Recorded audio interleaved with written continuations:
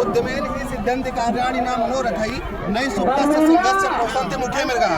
जिस तरह कार्य करने से सिद्ध होते हैं मन की इच्छा से नहीं, ठीक उसी प्रकार जिस प्रकार सोते हुए सिंह के मुंह में स्वयं हिरण प्रवेश नहीं करते। आज मैं उपस्थित हूँ हरचंदपुर विधानसभा क्षेत्र के सुल्तानपुर खेड़ा में। आज विधायक जी की मौजूदगी है वहाँ पर। यहाँ पे बहुत सारे कार्यक्रमों का उन्होंने शिलान्यास किया और बहुत सारे जो है कार्यक्रमों के अंतर्गत उन्होंने कंबल वितरण का प्रोग्राम कंप्लीट किया। और उन्होंने जब भी कभी मैं किसी भी गाँव के उसमें विजिट करता हूँ, मैं कहीं भी जाता हूँ, तो सिर्फ पूर्व विधायक राकेश सिंह का ही विवरण मेरे संज्ञान में आता है। मैं ये पूछना चाहता हूँ कि जहाँ पर वर्तमान विधायक जो यहाँ पे वर्तमान विधायक हैं वो कहीं भी विजिट नहीं करते हैं, कहीं भी जाते नहीं हैं देखने के लिए, चाहे वो गलियारा हो, सड़कें हो, नाली हो, कुछ भी हो, वो सिर्फ एक चुनाव प्रक्रिया के अंतर्गत आते हैं और वो चले जाते हैं। लेकिन जहाँ पर मैं जाता हूँ विधायक जी का दौरा वहाँ पे होता है और सड़कें तुरंत बनना शुरू हो जाती हैं। जब कार्यक्रम इस हिसाब से चलता है कि जहाँ पर विकास होना चाहिए वो विकास जो जनता को नहीं मिल पाता है, जो मूलभूत आवश्यकताएं हैं जनता की वो नहीं मिल पाती हैं, तो फिर जनता पूर्व विधायक राकेश सिंह की तरफ देखती है और उन्हें ही अपना विधायक मानती है।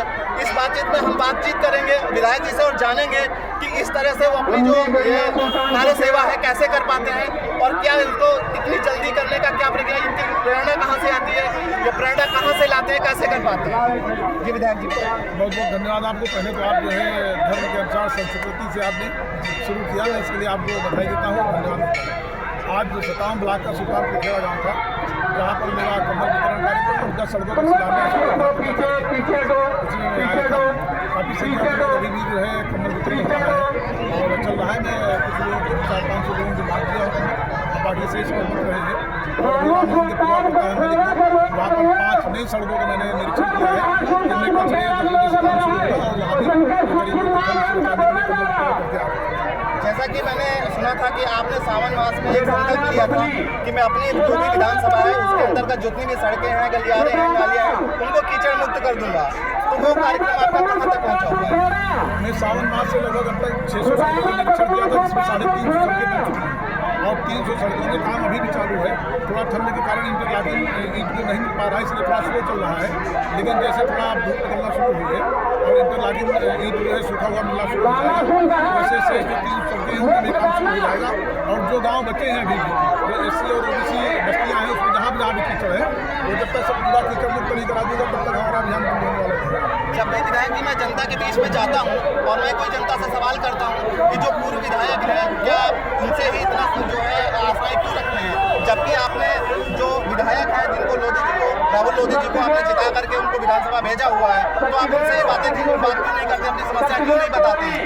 लेकिन वहाँ पर वो स्थापित रह जाते हैं। उनका कहना कि मैं अभी तक यही नहीं जानता, जनता का कहना है कि मैं यही नहीं जानता हूँ मेरा विधायक कौन है और जनता इस तरह से भोली भाली जनता ठगी जाती है। इस विषय में आप क्या कहना चाहेंगे? अब देखिए वो व्यक्ति जो है उसी भोली भाली जनता होने के नाते उसी का फायदा उसने उठाया।